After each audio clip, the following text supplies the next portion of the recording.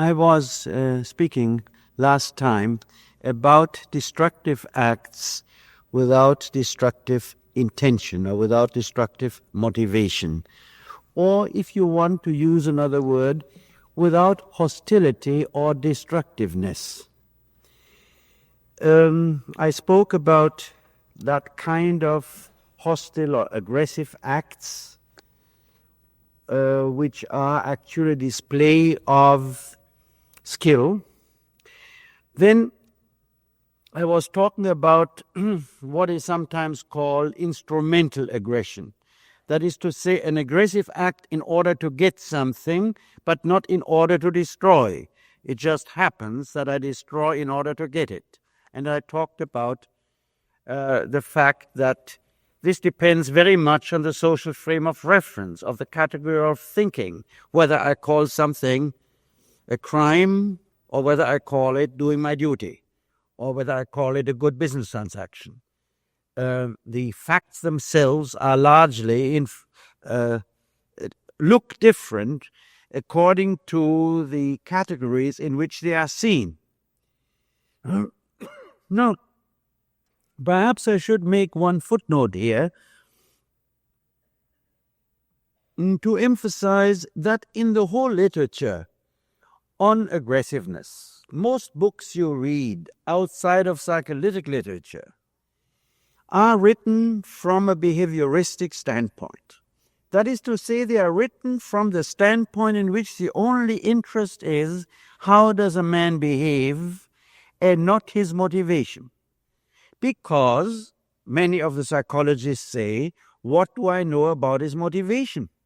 I know nothing about it. The only thing I really know is he takes a pistol and shoots, or he takes his hand and beats his son. His motivations are a mystery, and since they are a mystery, science cannot be bothered to deal with them. Well, that is all true, perfectly true for a machine. If my car doesn't function, I don't go to the garage mechanic and ask him about the motivation of my car. I describe the behavior. He looks for the mechanical reasons which cause a faulty behavior, and he corrects the causes of the faulty behavior of the car. But he is not interested in my car's suffering or in his moods. And in fact, I don't think my car does suffer or has moods. Or so, but cannot be so sure about that. But nevertheless, let us assume it doesn't really have any such motivations. But men are not things. And that is just a great difference. If you come to animals, well, then animal observers will say that animals have already moods. Professor Lorenz has written some beautiful things about the sadness of animals, about the moods of animals. Whether sometimes he projects something into them or not is another matter, but indeed all perhaps living substance shows more than mere behavior. But if it is not important to understand man, if it's only important to condition, to influence human behavior, then indeed the psychologists are quite right to say we don't bother. That's not science. And hence we keep away from all this. Well, indeed, that is the end of understanding of man, although it may be the beginning of the understanding of man as a machine. And that is where we're moving anyway. Naturally, psychoanalysts have been dealing with the motivation, in fact, with the unconscious motivation. And therefore, I think they are much more truly scientific than many scientific psychologists are. There, I'm afraid, and that I have expressed in the first lectures, they got a little bit stuck in some of Freud's assumption of an aggressive instinct or a death instinct, and therefore became satisfied with these assumptions of certain instincts which produce certain results, which then also stop somewhat the inquiry in the more subtle forms of human behavior. But nevertheless, the intention is quite different. Speaking about that, I should like to add something. It is very interesting that today a literature becomes very popular, and in this literature there are really two models for man. One is the animal and the other is a computer. It seems as if man has a great longing today to be either the naked ape or to be a computer, or perhaps to be both. That would be ideal. He has a lower brain or an instinctive apparatus like the ape, and then he has this thing here that is like a computer, and then indeed you don't have to bother about all of the more subtle human experiences and feelings. You are impelled by instincts like the ape. You deal with the world by conditioning as a computer would, and if you are both, all your problems are solved, except life becomes rather boring. But who cares? Then you go and listen to,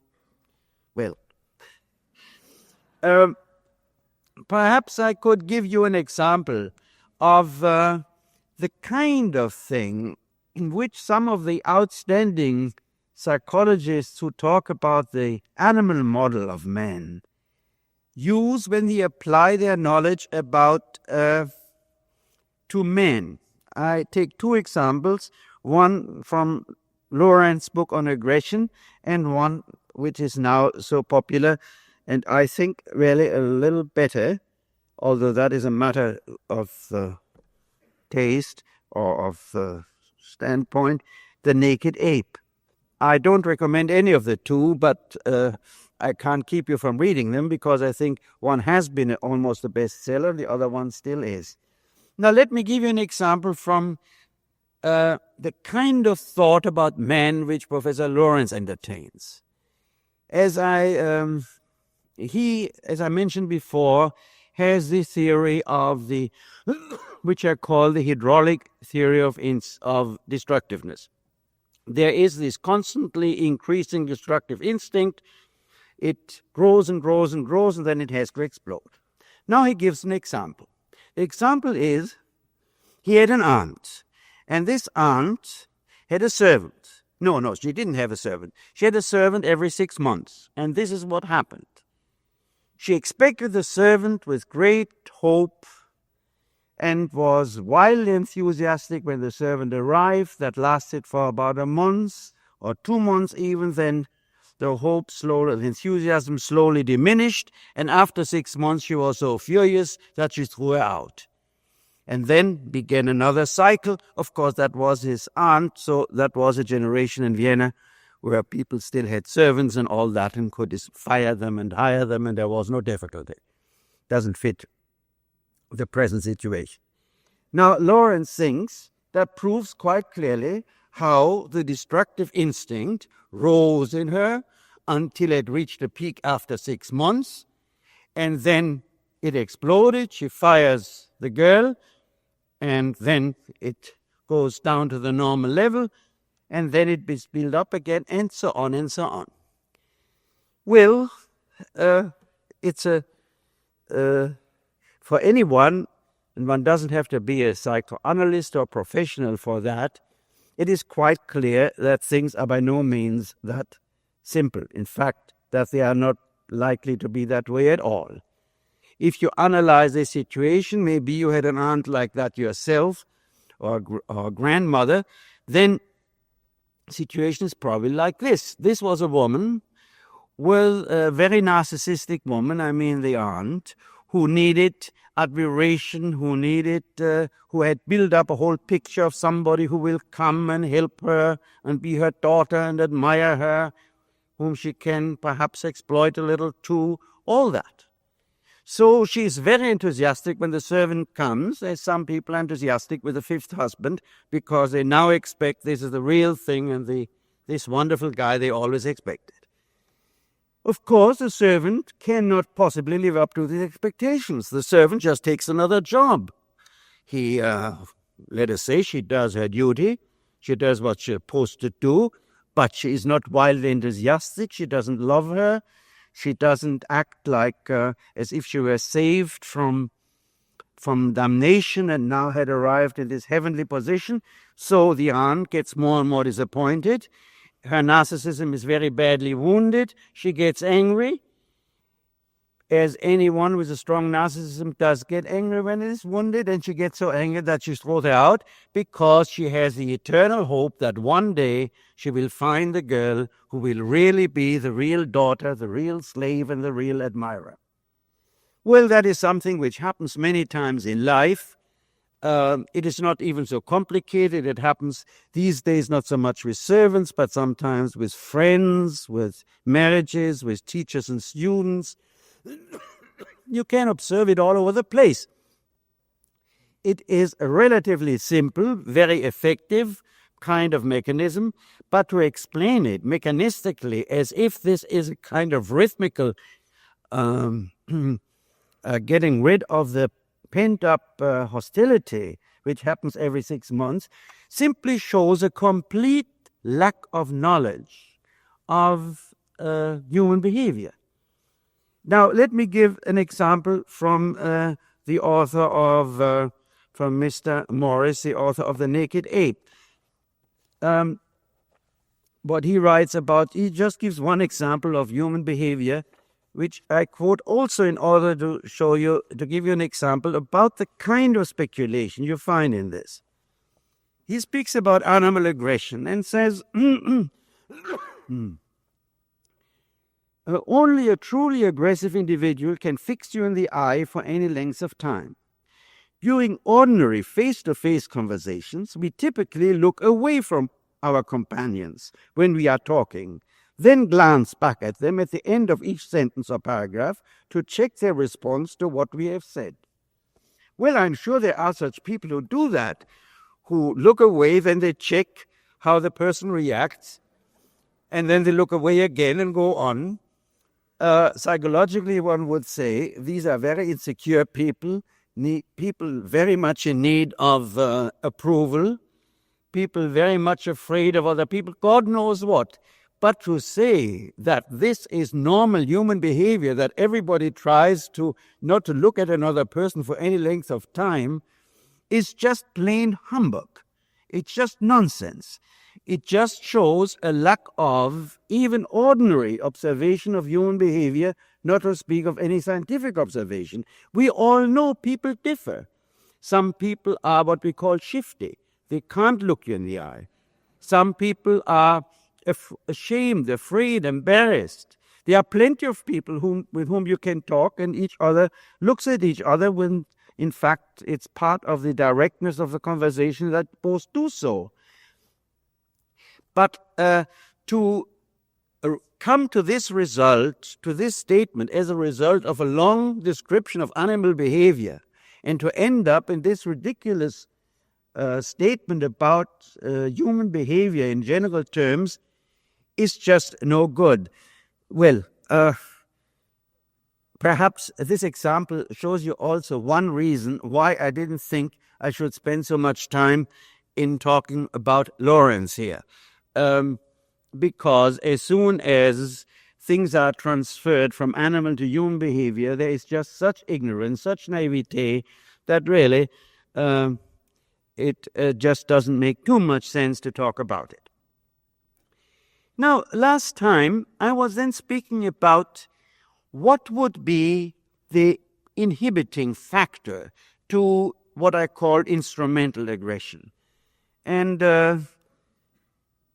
I reminded you of a biblical sentence, the love of the stranger, in which it is said, thou shalt love the stranger because you have been strangers in Egypt, and that's why you know the stranger. In other words, the idea that you can really only know another person or love another person if you share with him his experience. Well, that's one way of putting it. That's the way the Bible put it. Now, perhaps I could quote another source, rather recent, although a man with a great deal of sympathies for the Bible, and that is the French philosopher Bergson. He made in his book, I think, Foundations of Metaphysics. I think it's called Foundations of Metaphysics. I'm sure some of you will know the exact title. It's either the Basis of Metaphysics or Foundation of Metaphysics, but you find in any bookstore under Bergson, you find the proper book, the proper title. He makes some extremely important statements about two ways of knowing people. You can know people by looking at him from the outside. Just as I can know a cat, or I can know this lectern here by looking at it from the outside. So I know his history, I know his behavior now. I look, and he remains an object for me like any other object. I'm here, I observe the object, and then I can talk, to be precise, about him. But I do not know him. I know all about him, but that is very different from knowing him. Now, if I want to know him, then indeed I have to do something entirely different. Not to know the person from here, from the outside, but to jump into him, to become him, to become one with him, to feel what he feels. Then I really know him. If I can share all his experience. Now you might say, how can I? Is he not entirely different? Well, he is not. Precisely because we are all human, and precisely because we all carry in us the whole of humanity. This has been a statement made by the Buddhists and by the prophets and by Christ and by the philosophers of the Renaissance, by the humanists of the Renaissance, up to Goethe and Albert Schweitzer. This is one of the basic statements, I would say perhaps the most fundamental statements of humanism. I forgot Karl Marx, whose favorite motto was a sentence by Terence, "Nothing human is alien to me." Namely, the statements that every one of us carries all of humanity within himself. We are all sinners and criminals and saints. We are all capable of everything. What differs is only something quantitative, hopefully speaking. But we can never say, this is you and I could never do this. And yet that's what we are doing all the time. Psychologically speaking, that's called a projection, because it makes us feel better. The bad in us is projected to the outside, so and usually the opponent, the enemy, and so the enemy is all black or bad, and the good is all we, and both statements are fine. They're true. I am as good as I describe myself to be, not quantitatively probably, but qualitatively, all that good as it be. And I show the fine quality of my conscience by detecting in my enemies their lack of humanity, their brutality, even finer things than that. But this is me and that's there. Well, this is God and this is the devil. I think one of the main causes for our anti-communist hysteria since many years, with the accusation that the communists represent materialism, has the same reason. Communist society is as materialistic as our society. It's a little bit more Victorian moralistic than we are, and more conservative, but on the whole equally materialistic. Well, since we claim we are religious, Christian, Jewish, devoted to the idea of humanism and idealism, then of course the only solution is that we shout from the rooftops how the opponent or the enemies, maybe today Russia, tomorrow China, is materialistic. The word materialism becomes a battle cry simply because we want to defend ourselves from the inside that no culture has been more materialistic than our culture. But by projecting it, we don't need to examine ourselves. We have good material for our political interests, and we are satisfied, except if we are a little bit more sensitive.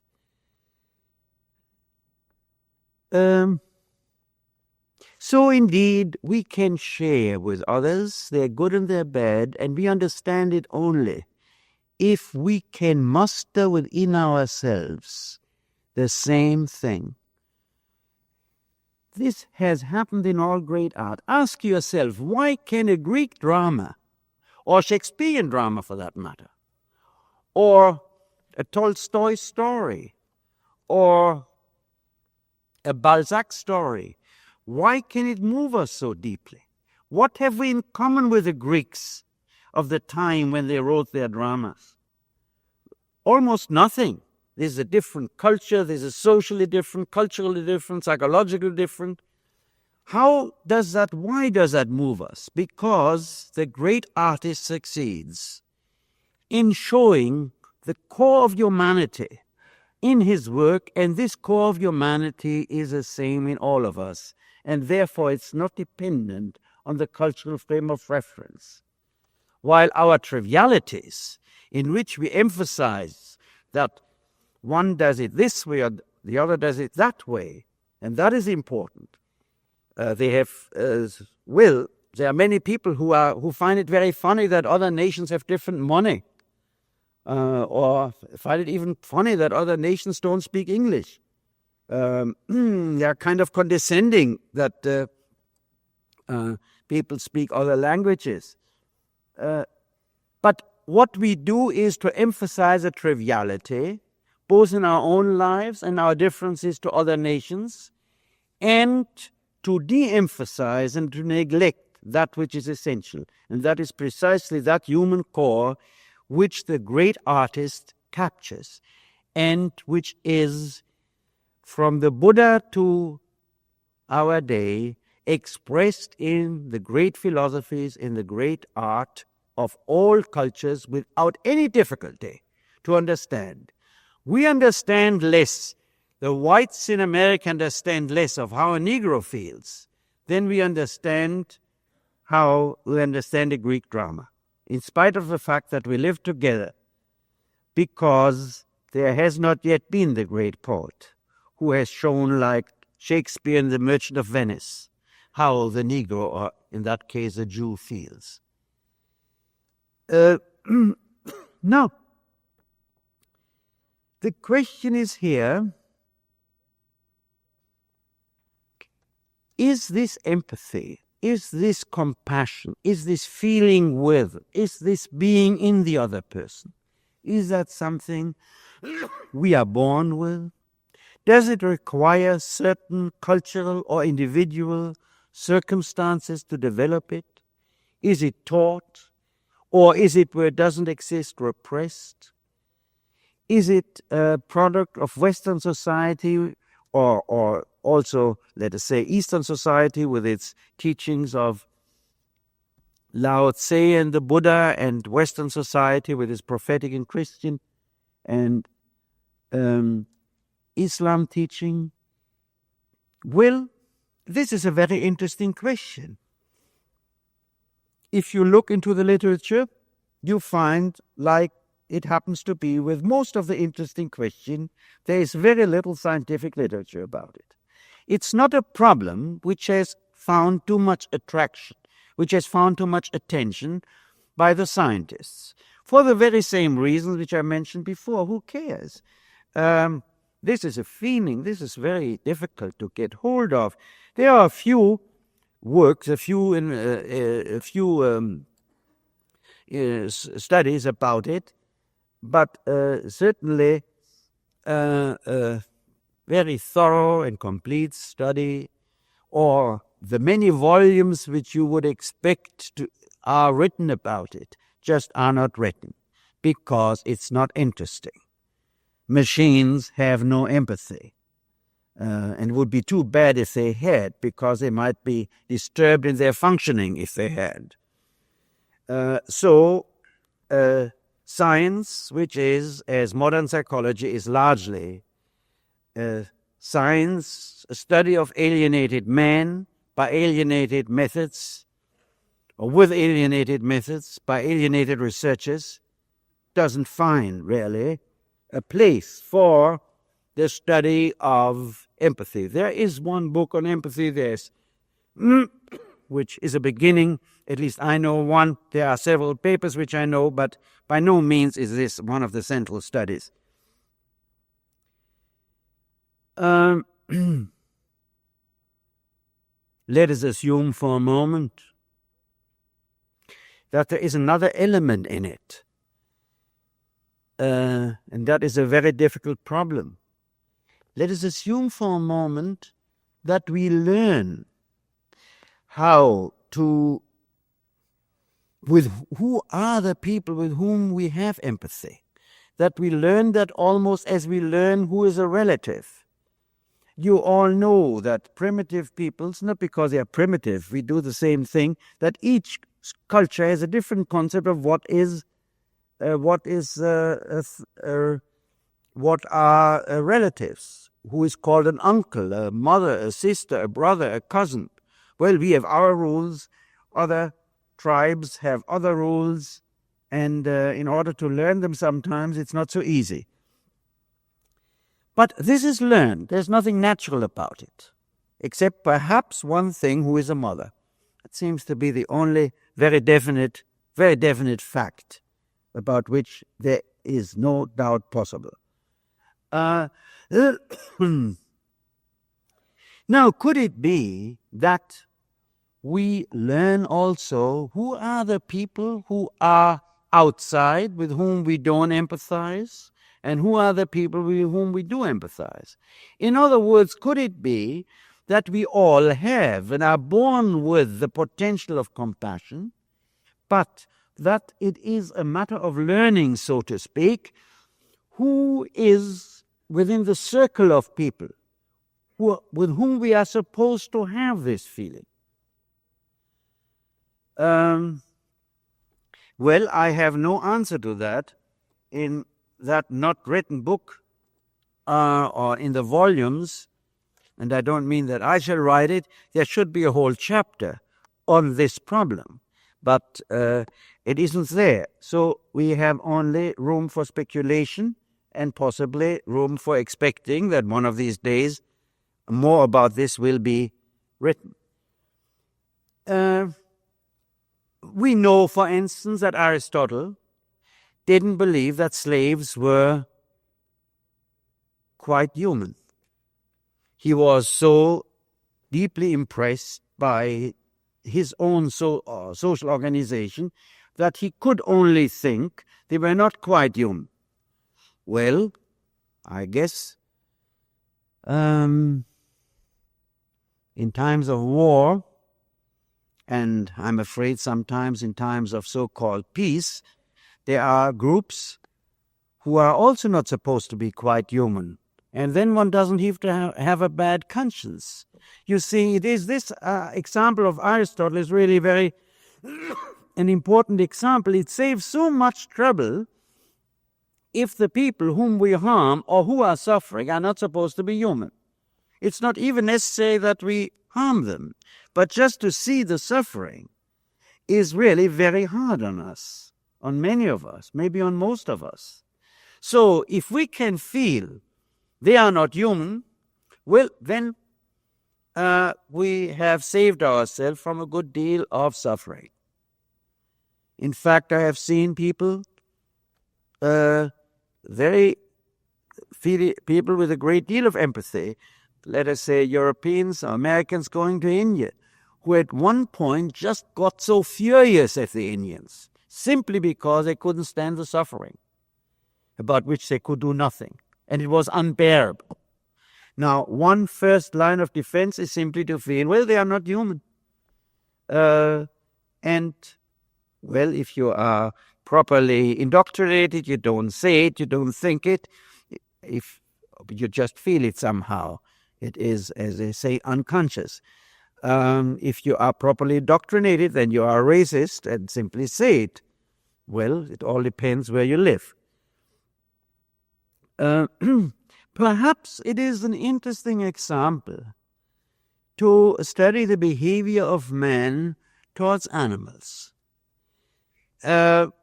Most of us, I guess, although there are no statistics, not worth, I guess, to make studies about it, kill flies without any particular feeling, just as you wipe off a little bit of dust.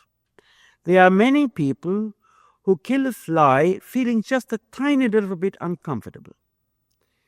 Well, there's a whole tradition in India in which the killing of life is a sin. Now, why? Because there is a strong empathy with all that is living, with all that is alive, even a flower. While we in the West have only mainly a strong empathy with all that is human. But of course we don't.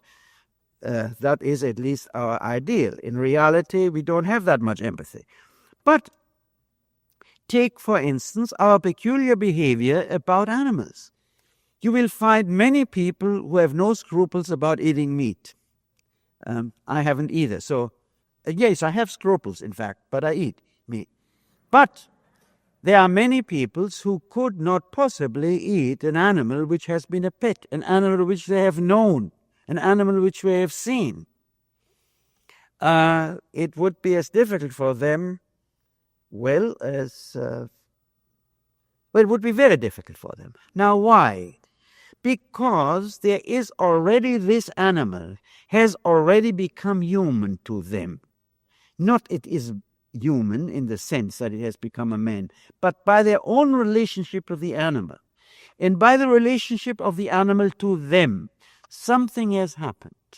And the animal is in the focus not of attention, but in the, let us say, in the vision of feeling, in the camp of feeling. And you cannot eat it. Well, talking about flies, I'm just remembering that the Chief of Staff of the British Army during the last war, I'm sorry, I forgot at the moment his name, reports in his memoirs that one day he was having lunch with Churchill in North Africa, and there were many flies, and Churchill killed all the flies. Well, that's all right. But then Churchill put the flies in a row, in several rows, the killed flies. Well, the general writes he was just terribly shocked.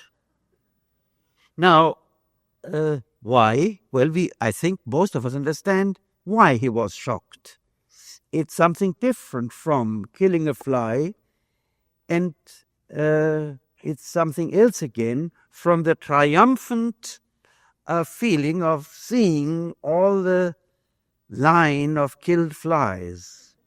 And indeed, it while it does not really is enough for a diagnosis of character, it is a little behavior trait which is not entirely to be neglected in forming an opinion about a person. You see, for instance, even in our language, we make this difference. We speak of flesh when we refer to a living animal, and we speak of meat when we refer to the animal, to the flesh we eat. We don't use the same word. We have even for different animals, different words, depending on whether we speak of them as animals who live over there or as animals we eat. In other words, this goes very deep in our language to discern between the animal as a living being, which we see, and the animal as an object of food. You find a similar phenomenon in the Jewish tradition, where it is forbidden to eat together, basically, milk and meat. Now, milk is a symbol of life in many cultures, and meat is a symbol, of course, of death, because meat is not flesh. Meat is the dead flesh. Meat is a symbol of death. So you find here a very deep-seated ritual which forbids to mix death and life. While it's not a vegetarian system, it at least makes a very peculiar and very, I would say, interesting distinction one should be aware of between that which is alive and that which is dead. And that's why Orthodox Jews up to this day just won't eat their butter with their, not their ham, but their corned beef. This is not just an irrational peculiarity. This has its roots in some very deep experiences of the basic distinction, the basic experience of what is alive and what is dead, and what is life and what is dead. Now, before I stop talking about this question of compassion, empathy, to feel with the other person, to be in the other person, I should like to say perhaps one thing. You really don't understand another person at all if you are not in him. And the other person knows that you don't understand. You remain automobile mechanic when you are not in the other person. You say, aha, this and this and this, yes, probably this. Well, and if you're clever, you can make many correct conclusions why something happened. But the other person will always feel that you do not communicate, that you do not really understand him, that you talk about him like an object, like something over there. And this has very important consequences for psychotherapy, because perhaps one of the most important therapeutic elements in psychotherapy is precisely the experience that another person shares what I feel. Not that he has to tell him, I understand very well, Mrs. So-and-so. No, not that he tells him, yes, because this and that happened when you were 3. It is simply the way in which a person speaks, which makes it evident that he speaks for both of them, the patient and the analyst or the therapist, and not about the patient. It feels entirely different, and it is entirely different. Now, if we ask, why do we find in people that they don't have this sense of compassion? Provided we assume it's really a potential which is born in men, an innate potential, human potential, which is not the product of a specific cultural development, which I'm not so sure whether it's so or not. I think at least we can single out certain factors. One, that compassion is repressed, is shut out because it's too painful. I mentioned that before. Second, that it's shut out because a person has been deeply wounded when he showed compassion, and there was no response or ridicule. I have seen it many times in psychoanalysis, in analyzing somebody, that there was a little boy or a little girl at 9, 10, 11 who wanted to comfort her father, said something nice, which was really an expression of deep empathy, and father said, "Well, go out and play." Well, father was perhaps preoccupied, but he was not in touch. Well, if that happens a few times and is more than just a single incident, something hardens, or let me say the heart hardens. And I shall speak of that later. There is a fear to have compassion because there is a fear of being wounded again. Now, there is a third possibility, and I think that is a very frequent one in our days, and that is that man transforms himself so much in a computer-like machine that he doesn't feel anything much. He doesn't feel compassion with himself either. He doesn't feel much joy. He doesn't feel much sadness. He feels, well, one goes ahead, one does the things one has to do. Life is complicated, but there are enough tasks to perform, and the rest is entertainment. Well, naturally, then indeed, where there is little feeling for oneself, there's also little feeling for another human beings. That is to say, machines really have no compassion and no passion either. Well, now let me mention briefly the third type of this aggressiveness which has no aggressive motivation, and that is one which I should like to call not instrumental, but organizational destructiveness. By organizational destructiveness, I should say perhaps first, what do I mean by organization? Well, I don't mean an organization which is built around the aim of destroying. There are such organizations too, perhaps more than we know. But I'm not speaking about that. I'm speaking about those organizations, nation, army, a gang, and which are characterized by the fact that thought, feeling, and conscience are directed by the organization or its leaders. That is to say, that the person primarily is motivated by doing the right thing. Well, if he speaks about his own organization, then he calls it doing his duty. If he speaks about the organization of the enemy, then he says these are criminals who have violated the laws of humanity. But actually, each one is motivated by the same organizational motivation. I ask no questions. I don't feel much. My main motivation is to do my job. I was listening, I think it was last night or the night before at a late hour, to some interviews with soldiers from Vietnam who were asked, or were going to Vietnam, were asked why they went. And there was something very interesting in many of these answers. They didn't say or pretend they went with much enthusiasm. They didn't speak of fighting for freedom or God knows what. They said, this is the job to do, so I go. I don't particularly like it, but this is my duty.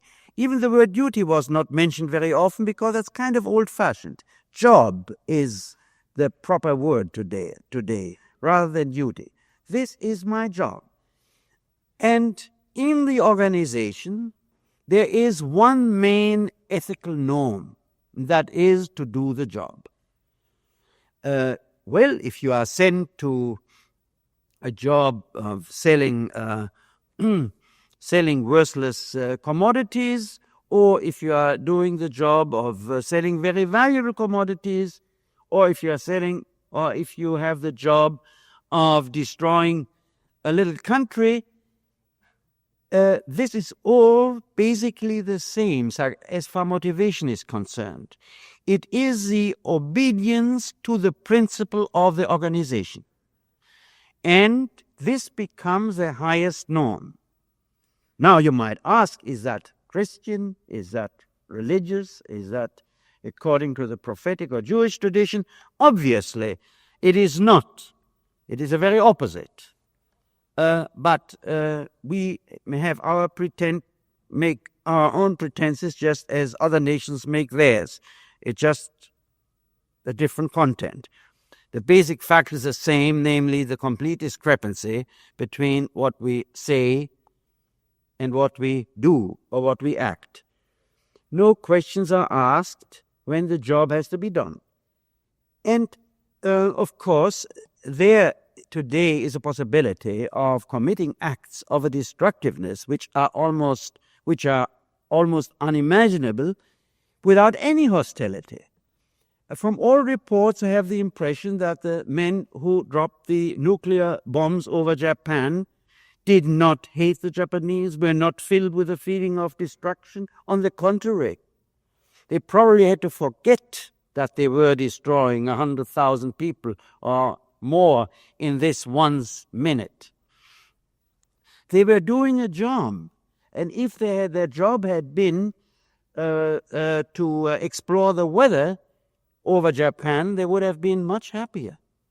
They were not motivated by sadism. The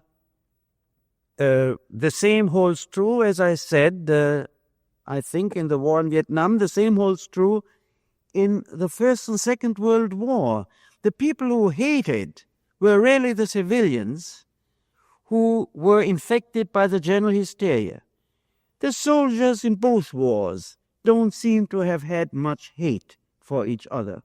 There was a basic respect, and in fact you see even now reports from Viet Cong, I read it yesterday, that they call the communists Mr. Charlie. Not anymore Charlie, because they have a great respect for them. I'm sure the communists have great respect for the American troops, but there seems to be very little hate. And the brutalities in this sense are also part of this kind of duty, of course, with certain exceptions. If you see the picture of the police president in Saigon shooting with his pistol a prisoner and having the picture taken, there you doubt that this was completely within his duty. But I think by and large you can say that in all these wars, destructiveness is not a major motivation. And that is why all the theories about the instinctive destructiveness in man as a motivation for war are so off the point and so irrelevant, because precisely wars today are not conducted on the basis of a great outpour of emotional hate, destructiveness, and hostility. They are essentially matters of people doing their jobs because the organization says that's what you have to do, and there are no further questions asked because the organization's commands are values which one does not question.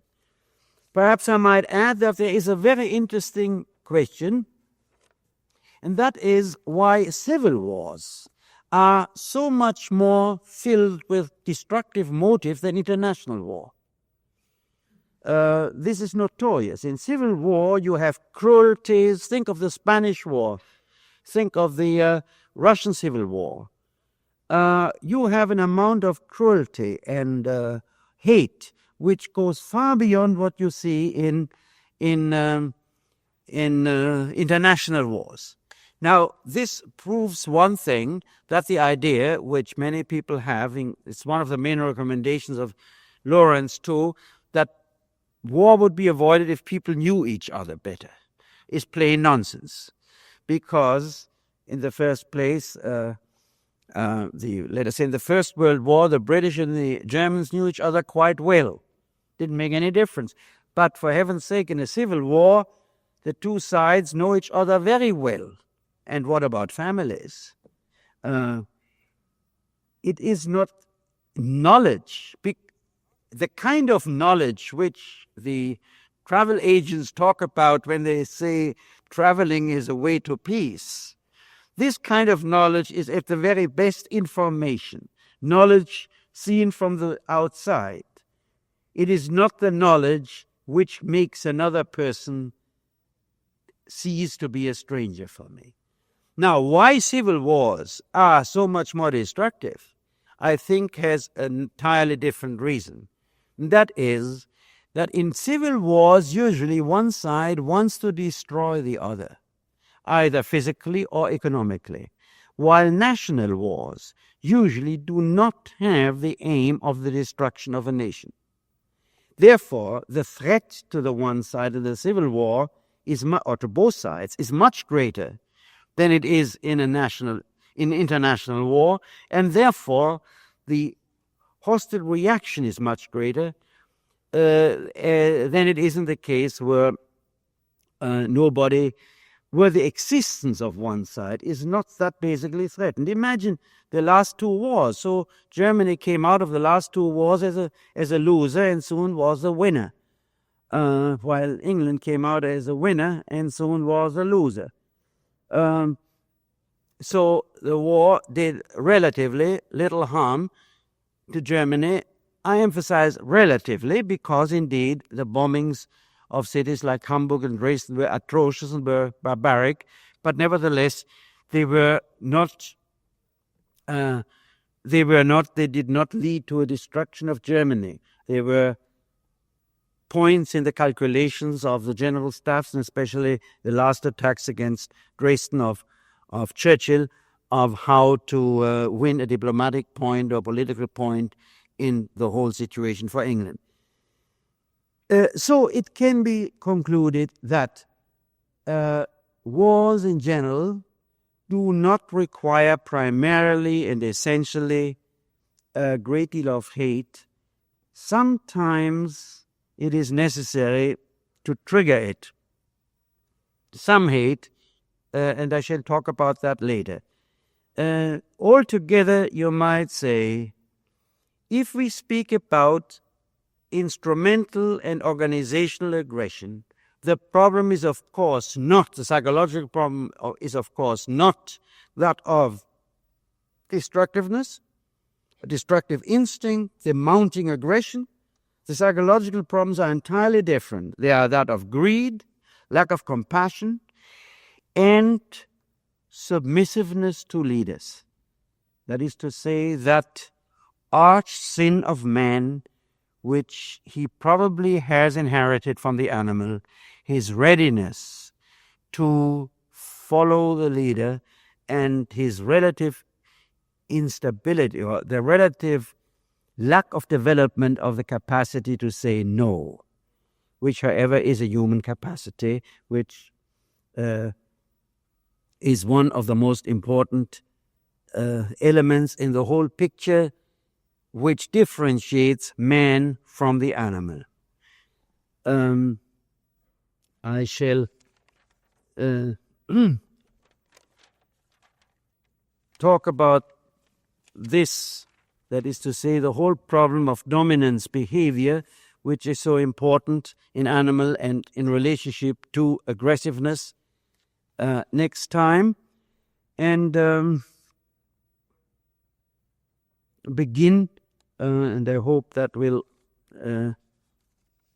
more or less be finished in the next lecture, with the discussion of aggressiveness as a response to the threat of a vital interest in a person, both animals and men. And the question is, what are the vital interests in men which can be threatened, and to the threat of which he reacts with fierce aggression, hostility to ward off the attack or the threat. And this is one of the basic forms, and perhaps the most important form of human destructiveness and aggressiveness, which has its roots in the whole principle of survival, in what is inherited in our brain as reaction to threats, what is supported by our whole hormonal and physiological apparatus, and which indeed in men has a much wider range than it has in animals. Thank you.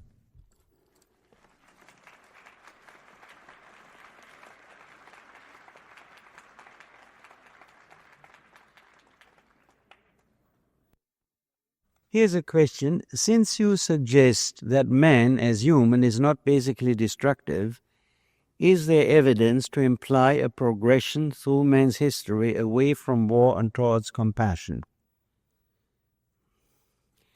Well, I should like to say that this question goes in a similar direction as a number of others which I have read. And I'm glad to, if I can, clarify a misunderstanding. What does it mean, is man not basically destructive? I have not said man is not destructive. I have said so far only that man has not a spontaneous destructiveness which grows without reason. And I have talked so far about acts of destruction which are not motivated by a destructive motive. And I shall talk next time about acts of destruction, and not only acts but feelings of destruction, which are responses to attack. Man is indeed much more destructive than the animal. I think this can be shown, and a number of observers have mentioned this, and I shall try to show next time why this is so. But I have not made the statement that man is not destructive. But it's a great difference, and that's why I took so much time to explain the position of Freud. It makes a great deal of difference whether one assumes man is spontaneously destructive and does not need any reason, which is basically Freud and Lorenz's position, or whether one assumes man reacts with destructiveness towards certain signals, towards certain stimuli, towards certain provocations. Now, I should like to remind you also that I shall speak, we still have 2 sessions, 2 lectures, that aside from the destructiveness, which is a response to a threat to one's vital interests, which is a destructiveness which man shares with the animal, only that the range of his vital interest is much greater, that there are other forms of destructiveness which seem to be specifically human. One is sadism, that is to say, the pleasure in the absolute control over another human being, animal, or even the world as such, or things, which does not seem to have its equivalent in the animal, and I shall try to show why this, as I shall call it, ecstasies of omnipotence, of which what we call sadism is only a small part, why this is a result of the specific conditions of human existence. And eventually there is a form of destructiveness of which I think it is even partly, and more than the others, constitutionally conditioned, and that is what I have called necrophilia, the love for all that is dead and the hate against life. Please, those of you who come to the whole series, I'm sure will notice eventually that I do not present the thesis here that man is good, that man is not destructive.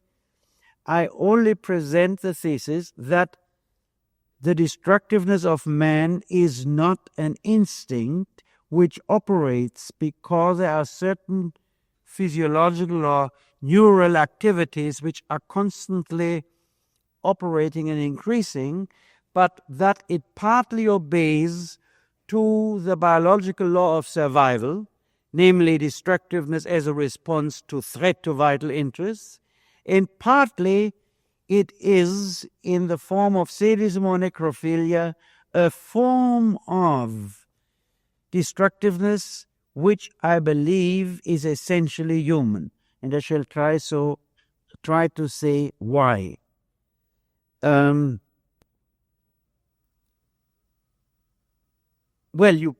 to the other part of the question, indeed you find a progression of compassion.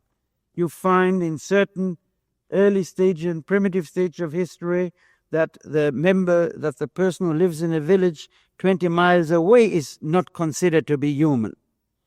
And you find that in other cultures, but also in primitive cultures, there is a great empathy with other people, even if they are not of the same village or not of the same tribe. We still know too little. What makes really for the difference? This is also one of the many books in anthropology which should have been written, and have not been written. We just know relatively little about it. Another question is, soldiers may have no hate, perhaps. How about the leaders responsible? Do they have aggression or what? Well, some do and some don't. Some are motivated essentially by vanity, just as many men produce sexual feelings by vanity rather than by the sexual urge. Sure, vanity is one of the very powerful stimuli for male sexual behavior and male sexual excitement. And so it is for acts of aggression. I would assume that a leader like Hitler indeed was a necrophilous, destructive person. And indeed, his own aim of destroying himself together with all of Germany, and that of Goebbels, was characteristic of this death-loving personality. But if you take another man who was a leading member of Hitler's government, the architect Speer, who was imprisoned until very recently, who was an architect, he did not obey Hitler's commands to destroy all German factories when the German armies retreated, because he was not a destructive person. He loved construction. He could not stand to destroy the whole of Germany. And I have heard from other sources that is true also for his whole personality, if one, even aside from the record of his disobedience towards Hitler in this essential point.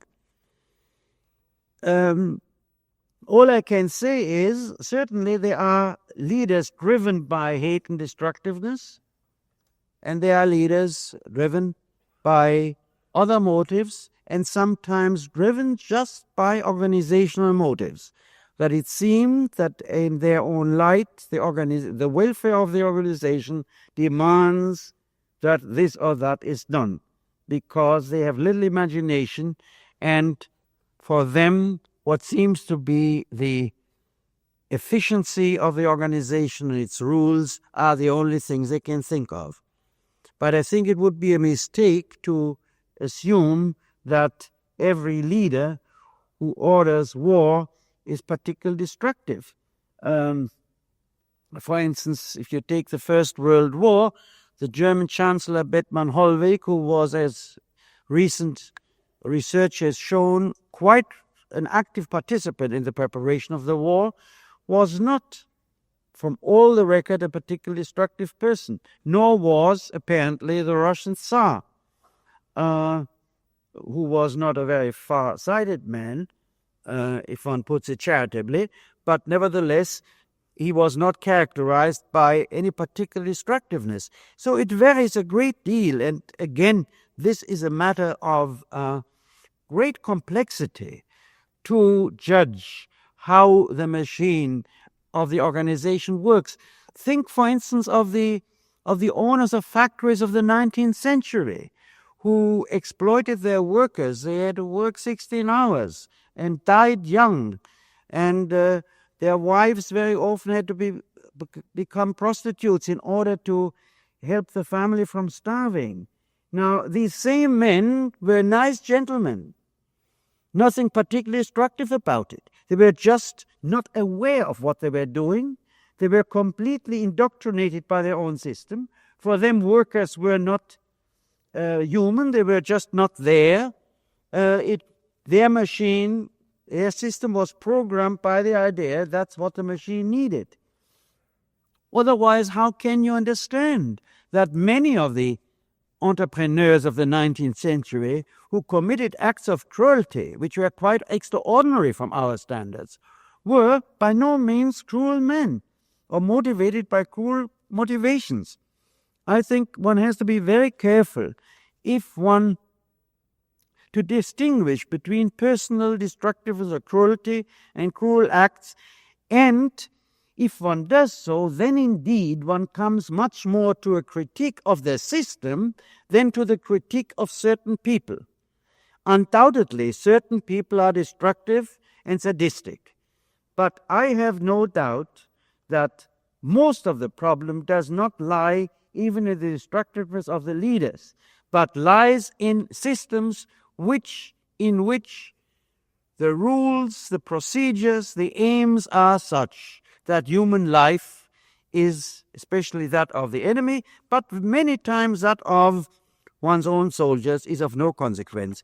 If you remember, I guess you don't, but you can read about it, the strategy in the First World War, where the generals sacrificed millions of soldiers to the completely nonsensical idea that one could straighten out the line to strategic impossible ideas like the battle around Verdun, where millions died on both sides, and where the generals were in fact glad that they could report a higher number of dead soldiers of their own ranks, because the more soldiers fell, the braver they were, and if they were brave, then the general got another medal.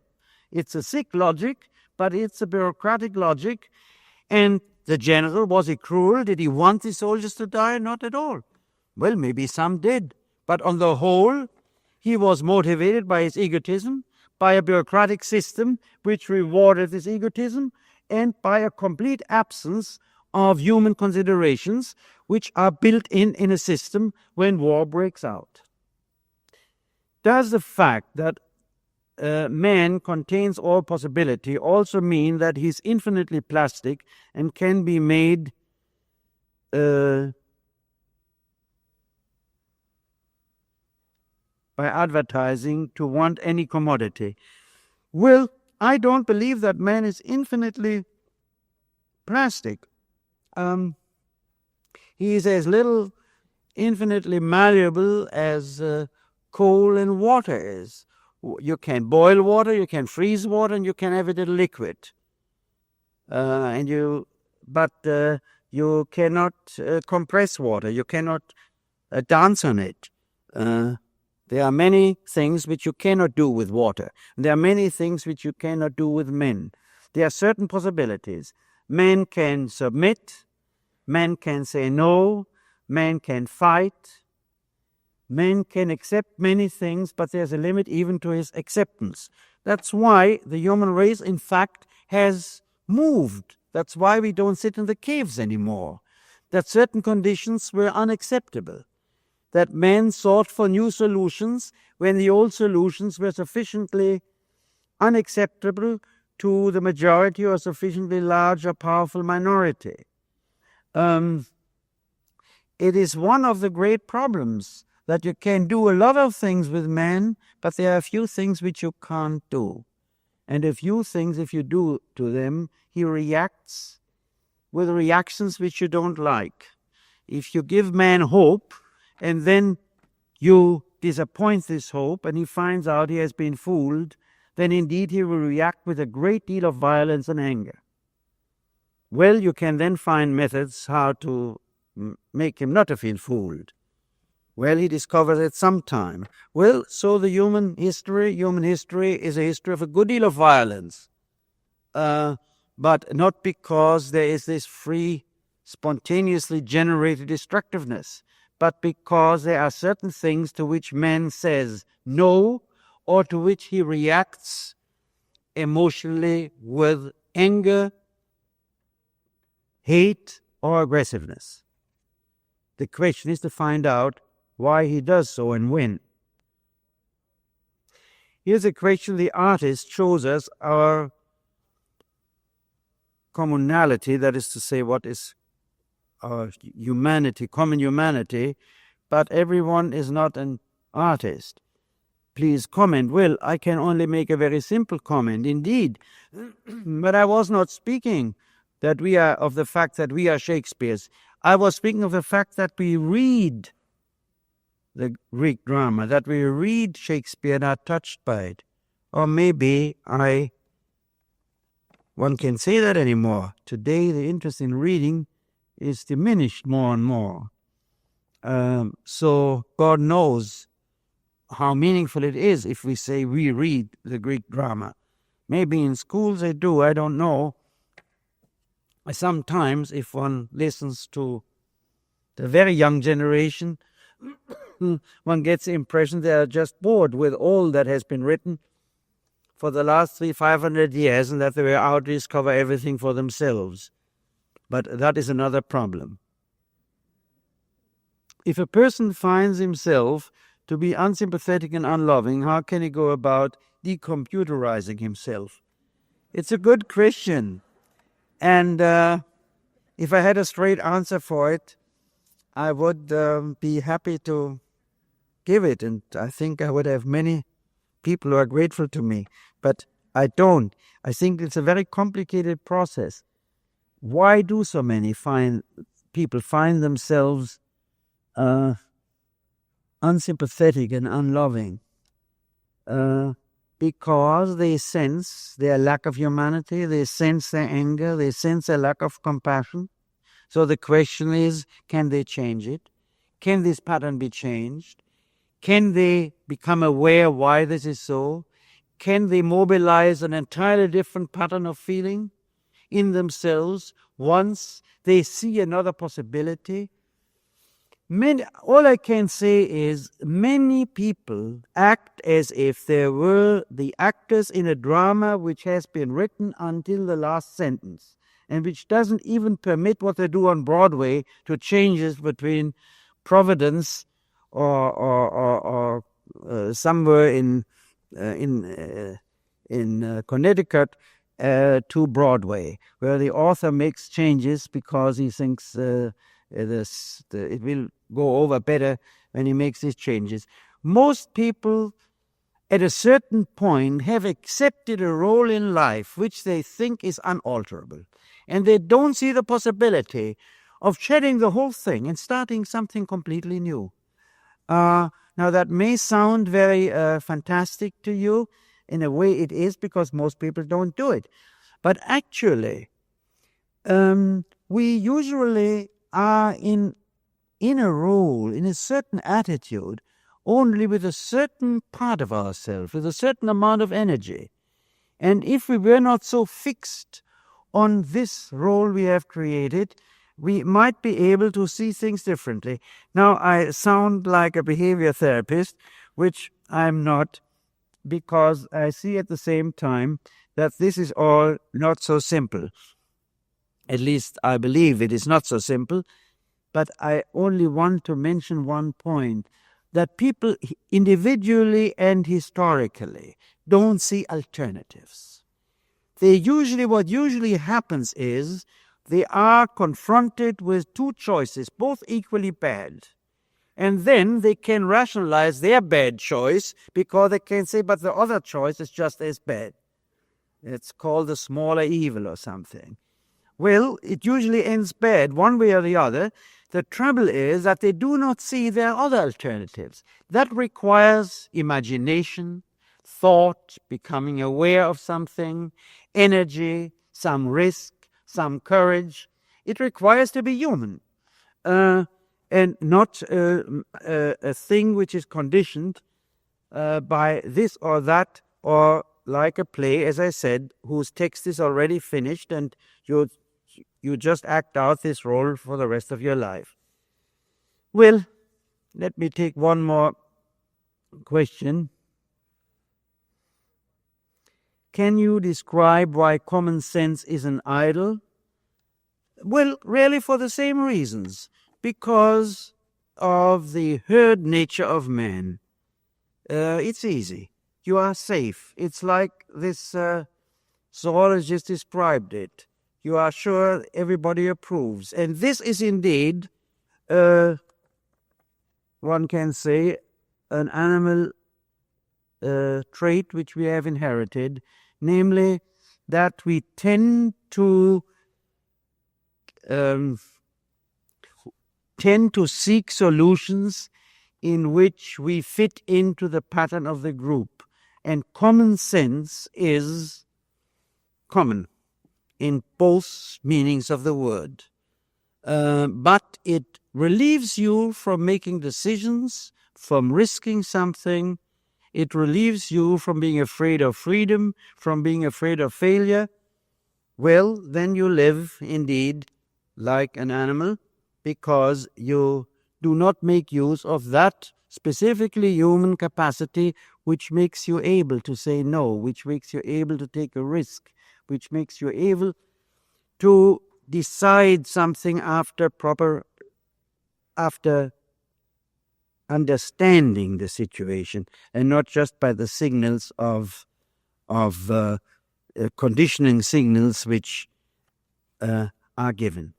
Well, I'm sorry, there are plenty more questions, but I cannot answer them all. Thank you.